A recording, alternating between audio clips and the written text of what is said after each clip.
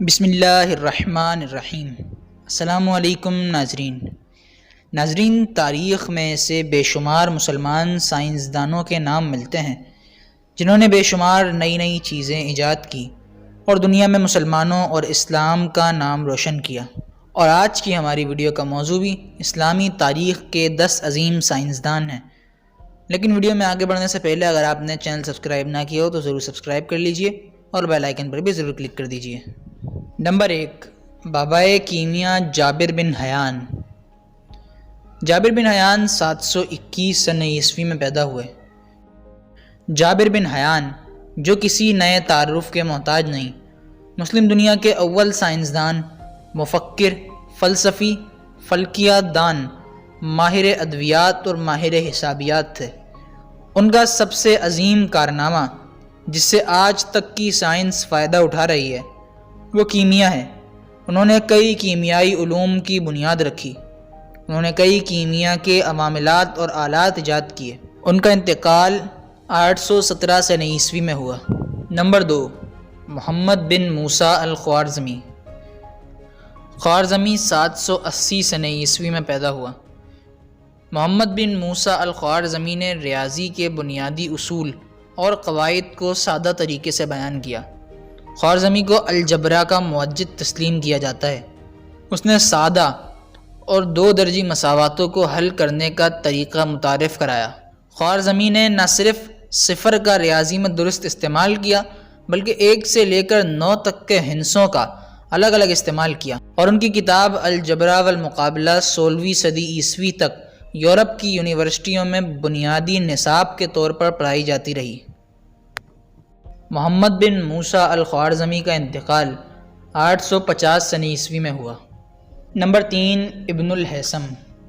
ابن الہیثم ایک مشہور مسلمان سائنسدان تھا جس کا پورا نام ابو علی حسن بن حسین ابن الہیثم تھا۔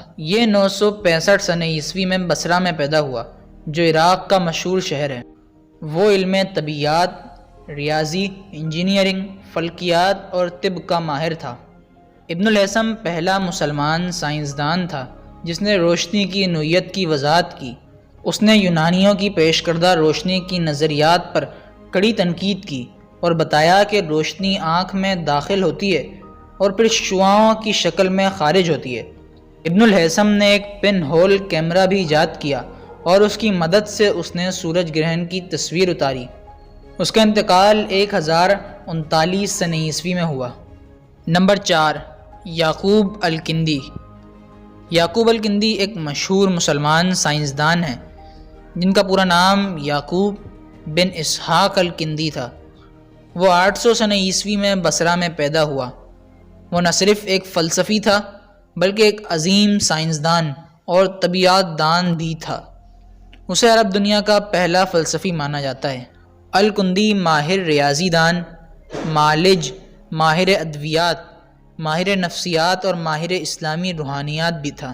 یعقوب الکندی نے کئی کتابوں کا لاطینی زبان میں ترجمہ کیا اور مختلف موضوعات پر تقریباً 141 کتابیں تحریر کی، جن میں سے 12 کتابیں علم طبیعیات کے موضوع پر ہیں۔ یعقوب الکندی کا انتقال 873 سنہ عیسوی میں ہوا۔ نمبر 5، عباس بن فرناس۔ ابن فرناس جن کا پورا نام عباس قاسم ابن فرناس تھا، وہ ایک مہندس، حکیم، شاعر، طبیعیات، ماہر فلکیات اور کیمیا دان تھے۔ ان کا سب سے بڑا کارنامہ تاریخ میں پہلی انسانی پرواز ہے۔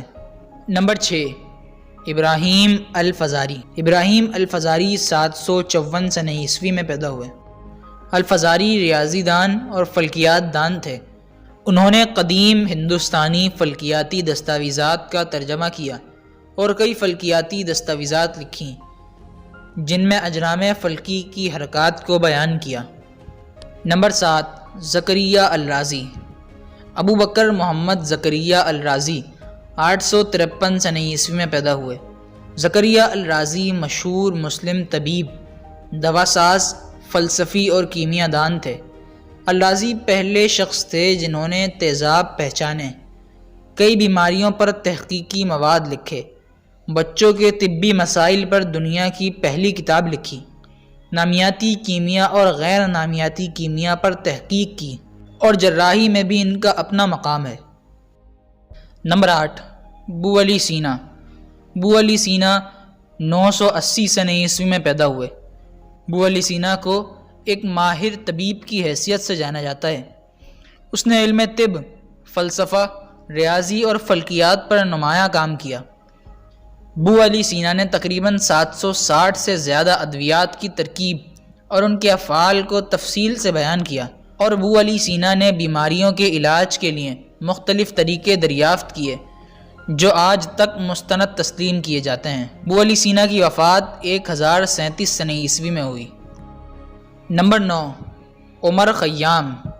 عمر خیام 1048 سنہ عیسوی میں ایران میں پیدا ہوئے۔ عمر خیام ایک عظیم ریاضی دان، ماہر فلکیات، فلسفی اور شاعر تھے۔ نمبر 10، ابن کثیر فرغانی۔ احمد ابن محمد ابن کثیر فرغانی 800 سنہ عیسوی میں عرب میں پیدا ہوئے۔ یہ مشہور مسلم فلکیات دان تھے۔ انہوں نے مختلف اجرام فلکی کے مقامات اور ان کی حرکت کا مشاہدہ کیا اور اسے ضبط تحریر کیا۔ ابن کثیر فرغانی کی مشہور کتاب فی جوامع علم النجوم 15ویں سے 16ویں صدی عیسوی تک یورپ میں پڑھی جاتی رہی۔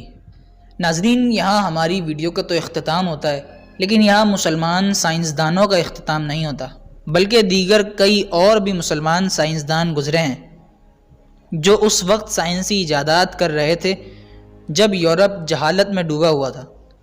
تو ناظرین گرامی، اسی کے ساتھ ہماری اس ویڈیو کا اختتام ہوتا ہے۔